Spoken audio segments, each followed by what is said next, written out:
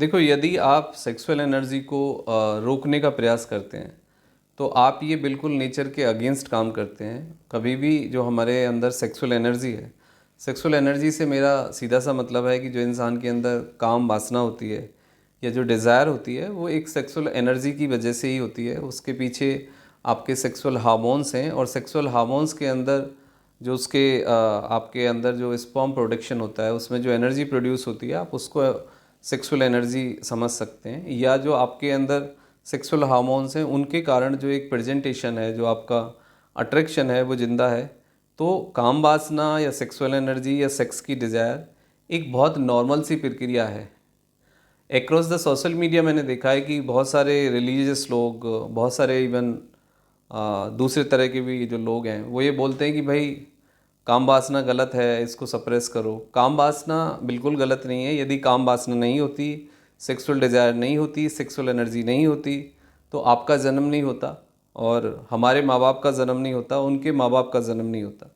यानी दुनिया में जो नेचर है, जो आप देख रहे हैं, जो इंसान है, उसका जो प्रोडक्शन है यानी उसका जो जन्म है, यदि काम वासना थी, डिज़ायर थी, सेक्सुअल थ्रस्ट थी, तो वो एक्सप्रेस होने के बाद ही ये सब कुछ सामने आया।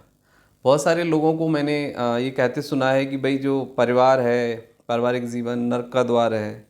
तो ये संसार मतलब बहुत परेशानी होती है इसमें।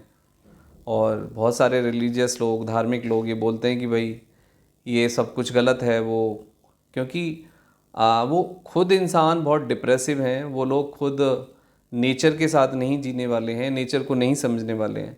जो भी इंसान कोई भी धार्मिक इंसान हो या प्रोफेशनल इंसान हो, यदि वो आपको ये बोलता है कि काम वासना गलत है, डिज़ायर ऑफ सेक्स गलत है, इसको दबाइए, इसको सप्रेस करिए, तो कहीं ना कहीं वो आपको बीमार करेगी वो प्रॉब्लम, वो प्रोसेस। क्योंकि यदि आप इसको सप्रेस कर देंगे बिल्कुल तो इससे आप बीमार होंगे, आपके अंदर हीन भावना पैदा होगी, आपके अंदर गिल्ट होगी और आपकी जो पूरी एनर्जी है उससे लड़ने में ही ख़त्म हो जाएगी। देखो, इसको एग्जाम्पल से इस तरीके से समझिए, यदि किसी भी इंसान के साथ आप लड़ाई करते हैं तो आपको उस इंसान के जैसा होना पड़ेगा। यदि सेक्सुअल एनर्जी को आप डाइवर्ट करने की कोशिश करते हैं या फिर उसको सप्रेस करते हैं, डाइवर्ट तो काफ़ी हद तक किया जा सकता है, लेकिन यदि आप उसको सप्रेस करते हैं तो फिर आपके ऊपर वो डोमिनेट करेगी, वो है आपको सप्रेस करेगी और आप कहीं ना कहीं एबनॉर्मल हो जाएंगे। तो किसी भी तरीके से एबनॉर्मल होने की ज़रूरत नहीं है। जिसने भी नेचर ने, गॉड ने, जिस भी इंसान ने हमें पैदा किया है उसके अंदर सेक्सुअल थ्रस्ट थी, डिज़ायर थी, एनर्जी थी और तभी सेक्स हुआ और सेक्स के बाद ही वो प्रोडक्शन हुआ। तो ये एक बहुत नॉर्मल सी प्रक्रिया है, इसको एक्सेप्ट करने की ज़रूरत है। तो मैं आप सभी को ये सलाह दूंगा कि जो सेक्सुअल एनर्जी है, जो सेक्सुअल थ्रस्ट है, जो डिज़ायर है, आप उसको समझिए, उसको डायरेक्शन दीजिए, उसके साथ जीना सीखिए, उसके साथ एक एडजस्टमेंट बैठाइए, एक समन्वय बैठाइए। यही एक सही तरीका है। अदरवाइज़ आपको बहुत सारे डिसऑर्डर्स, हीन भावनाएं, डिप्रेशन, एंजाइटी और बहुत सारा गिल्ट आप इकट्ठा कर लेंगे और उससे फिर आप मानसिक रूप से बीमार होंगे। तो सेक्सुअल एनर्जी को सप्रेस करना एक मानसिक बीमारी पैदा करने जैसा है।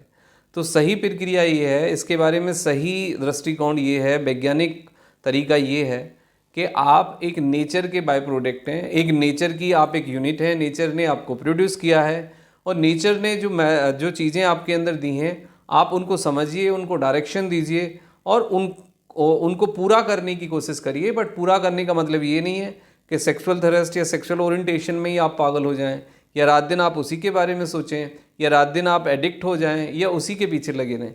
ये एक नॉर्मल सी प्रक्रिया है और आप इसको नॉर्मल प्रक्रिया मान के यदि जिएंगे तो ये आप पे डोमिनेट नहीं करेगी, इससे आपको बीमारी पैदा नहीं होगी। जैसे एग्जाम्पल के लिए आप यदि इंसान हैं तो सेक्स हार्मोन्स आपके अंदर होंगे। यदि आप फीमेल हैं तो फीमेल सेक्स हार्मोन्स आपके अंदर आएंगे, मेल हैं तो मेल हार्मोन्स आपके अंदर आएंगे। प्रोडक्शन यानी ओवुलेशन भी आपके अंदर होगा। तो ये प्रक्रिया होल लाइफ चलती रहेगी, कम या ज़्यादा। अब इसको हमें समझने की ज़रूरत है और उसको हमें सही तरीके से एक्सप्रेस करने की ज़रूरत है। यदि हम इसे सही तरीके से समझेंगे, एक्सप्रेस करेंगे तो इसका कुछ बुरा इम्पैक्ट बॉडी पे बिल्कुल भी नहीं आता है और ये बिल्कुल भी गलत चीज़ नहीं है। गलत चीज़ है उसको सप्रेस करना, गलत चीज़ है उसके बारे में बात ना करना, गलत चीज़ है उसको ना जानना। पॉर्न देखना या फिर ब्लू फिल्म देखना सेक्स एजुकेशन नहीं है। आपको सेक्स एजुकेशन के लिए सही लिटरेचर पढ़ना होगा या फिर सही साइंटिफिक स्पीच सुनने होंगे, सही डॉक्टर्स का चुनाव करना होगा, डॉक्टर से इस चीज़ को समझना होगा। क्योंकि प्रॉब्लम ये आती है कि हमें यही नहीं पता है कि ये सेक्सुअल एनर्जी क्या है, उसकी थ्रस्ट क्या है, उसकी डिमांड क्या है, उसका होना ना होना क्यों इम्पोर्टेंट है। बहुत सारे लोग हैं जो पारिवारिक जीवन से घबराते हैं, बहुत सारे लोग हैं जो लोगों के बीच में नहीं रहना चाहते या नहीं रह सकते। एक इंसान, आप कल्पना करिए, अपनी सिस्टर के साथ नहीं रह पाया, मदर के साथ नहीं रह पाया, भाइयों के साथ नहीं रह पाया, परिवार में नहीं रह पाया, वो समाज में नहीं रह पाया, उसने इस प्रक्रिया को फॉलो नहीं किया, शादी नहीं की, किसी इंसान के साथ उसको एक्सप्रेस नहीं किया, और वो इंसान आपको स्पीच देता है कि भी सेक्स गलत है, ये पाप है, ये एक्स है, वाई है, जेड है। सेक्स ना गलत है और ना ही सेक्स कोई पाप है और ना ही इसमें कोई गिल्ट होने की ज़रूरत है। बट यस, हाँ, आप अपनी जो आपकी जो सेक्सुअल डिज़ायर है या जो आपकी प्रेजेंटेशन है, उसके लिए आप उसे किसी पे थोपे ना। आप दूसरे की रजामंदी से, यदि आप एडल्ट हैं, यदि आप इसको एक्सप्रेस करते हैं, तो ये बिल्कुल ठीक बात है, इससे कोई प्रॉब्लम नहीं है। क्योंकि बहुत सारे लोग हैं जो खुद हीन भावना के मारे हुए हैं, जो खुद नहीं जानते, वो आपको स्पीच देते हैं। और सबसे अनफॉर्चुनेट पार्ट ये है कि जिस इंसान ने सेक्स एजुकेशन नहीं पढ़ी, जिसने हार्मोन्स नहीं पढ़े, जिसने शरीर विज्ञान नहीं पढ़ा, और जिसने जीवन को का कोई एक्सपीरियंस जिसे नहीं है, जो अपने को सो कॉल्ड साधु महात्मा कहते हैं या फिर मॉन्क कहते हैं या कुछ और भी कह सकते हैं, वो लोग आपको स्पीच देते हैं कि आपको अपनी सेक्सुअल डिज़ायर को, एनर्जी को कैसे समझना है, कैसे ड्राइव करना है, लाइफ को कैसे जीना है। वो बस सबका एक ही फंडा है कि भाई आजकल रिलीजन हो या फिर पॉलिटिक्स हो या सारी चीज़ें हो, इवन द मेडिकल साइंस, हर जगह बिजनेस डोमिनेट करता है और हर इंसान आपसे आपका धन पैसा लेना चाहता है और आपको वो मतलब कोई भी रिलीजियस साधु या कुछ भी बनाना चाहता है। तो ये लड़ाई केवल बिजनेस के लिए है। फियर ऑफ डेथ है बहुत जगह, आपको लोग धर्म के नाम पे डराते हैं, पुनर्जन्म के नाम पे डराते हैं, भाग के नाम पे डराते हैं। तो ये फियर चारों तरफ है। और जो भी इंसान, वो डॉक्टर हो या कोई रिलीजियस पर्सन हो या फिर कोई और भी स्पेशलाइज्ड पर्सन हो, यदि वो आपके अंदर फियर पैदा करता है, वो आपको नेचर के अगेंस्ट जाने की बात करता है, यदि वो आपकी सेक्सुअल एनर्जी को सप्रेस करने की बात करता है, तो वो इंसान पढ़ा लिखा नहीं है, वो आपके लिए रेलेवेंट राइट पर्सन नहीं है। वो केवल आपके साथ बिजनेस कर रहा है, वो केवल आपको डरा रहा है। तो आप अपनी सेक्सुअल एनर्जी जो है उसको समझिए, उसकी रेस्पेक्ट करिए। वो थी, है और रहेगी, क्योंकि सेक्सुअल हार्मोन्स आपके अंदर हैं। ये एक नॉर्मल सी प्रक्रिया है और ये प्रक्रिया है और चलती रहेगी। बस आप इसके साथ एक डिसिप्लिन से, एक समन्वय के साथ, एक कोऑर्डिनेशन के साथ जीना सीख लीजिए। जिस दिन आप ये एडजस्टमेंट बैठा लेंगे, आप अपनी इस एनर्जी के साथ हैप्पीली रहेंगे। क्योंकि जिस एनर्जी की वजह से, यदि आपके अंदर सेक्सुअल एनर्जी बहुत है, तो आप फिजिकली, मेंटली भी बहुत स्ट्रांग होंगे, इनोवेटिव होंगे। क्योंकि ऐसा नहीं हो सकता कि एक लेवल पे आप बहुत अच्छे हैं और दूसरे लेवल पे आप बहुत ख़राब हैं, क्योंकि ये एनर्जी ही है। हम एक एनर्जी हैं, हम एक नेचर का एक यूनिट हैं और सबके अंदर ये सारी चीज़ें नॉर्मली होती हैं।